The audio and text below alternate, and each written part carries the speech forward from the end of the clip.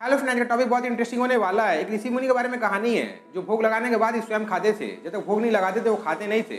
इसीलिए मैं आपको ये कहना चाहता हूँ, वो ऋषि मुनि एक दिन श्री कृष्ण के घर में जाते हैं। उस समय श्री कृष्ण बाल अवस्था में थे, 2-3 साल के थे।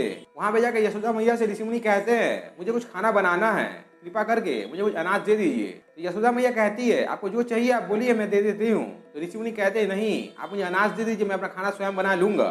इतना कहते ही ऋषि मुनि क्या करते हैं, उनसे अनाज लेकर उनके कुटिया के बाहर में खीर बनाने लगते हैं। और खीर बनाने के बाद जब खीर तैयार हो जाता है तो कहते हैं, प्रभु ये खीर आपको अर्पण है, सबसे पहले आप भोग लगाइए, तब जाकर मैं खाऊंगा, वरना मैं खाऊंगा नहीं।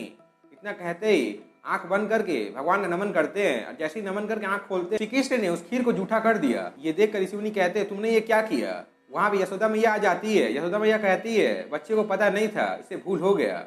फिर से ऋषि मुनि खीर बनाता है, फिर से श्री कृष्ण जूठा कर देते हैं। ऐसे ही बार बार ऋषि मुनि खीर बनाते जाता है और श्री कृष्ण से जूठा करते जाते हैं। तो ऋषि गुस्सा हो जाता है, गुस्सा में कहता है, तुम मेरे खीर को बार बार जूठा क्यों कर रहे हो, अगर तुम जूठा कर दोगे तो मैं खाऊंगा कैसे। इतना सुनते श्री कृष्ण बाल अवस्था में कहते हैं, आप तो बार बार बोल रहे हैं प्रभु आकर खाइए, इसीलिए मुझे बार बार आने पड़ रहा है। इतना सुनते ही ऋषि मुनि चौंक जाता है। ऋषि मुनि कहता है, मैं तो भगवान को बुला रहा हूँ। इतना सुनते श्री कृष्ण मुस्कुराने लगते हैं। यशोदा मैया ऋषि मुनि से कहती है, माफ करिए, बच्चे में तो भगवान का वास होता है, यही मानकर आप खीर का सेवन करिए। इतना सुनते ही ऋषि मुनि कहते हैं, मैं फिर से खीर बनाऊंगा और इस बार प्रभु को बुलाऊंगा नहीं, देखता हूँ ये आता है या नहीं आता है।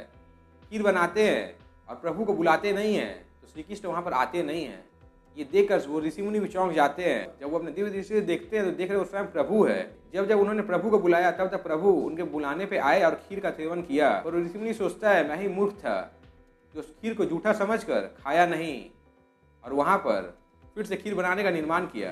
सो फिर मैं आपको इस कहानी के माध्यम से यही कहना चाहता हूँ, भगवान को बुलाना है तो श्रद्धा से बुलाने की जरूरत है, जिससे भगवान आपके पास खींचे आए और आप जो भोग लगाए उसका सेवन भगवान करे। एक बार आप सोच के देखिए, अगर भगवान हमारे पास में जो भोग लगाते हैं उसे खाया करे, इंसान चढ़ाना बंद कर देंगे। भगवान खाते नहीं है, इसलिए इंसान चढ़ाते हैं और चढ़ाने के बाद स्वयं ही उसका सेवन करते हैं। उस कहानी में भी श्री कृष्ण उस ऋषि मुनि के पास खींचे आए थे, क्योंकि श्री कृष्ण के अंदर में कोई भी छल नहीं है। उनका जो हृदय है दर्पण की तरह साफ है, इसीलिए वो खींचे चले आते हैं। आप एक बार श्री कृष्ण को बुला के देखिए, वो जरूर आपके पास भी आएंगे और आपका लगाया हुआ भोजन को वो ग्रहण करेंगे। आज के लिए बस इतना ही। आपने चैनल पहली बार चैनल सब्सक्राइब कर बेल को प्रेस करें और मेरे वीडियो पहली बार आए हैं, वीडियो को लाइक और फ्रेंड शेयर करें। Thank you.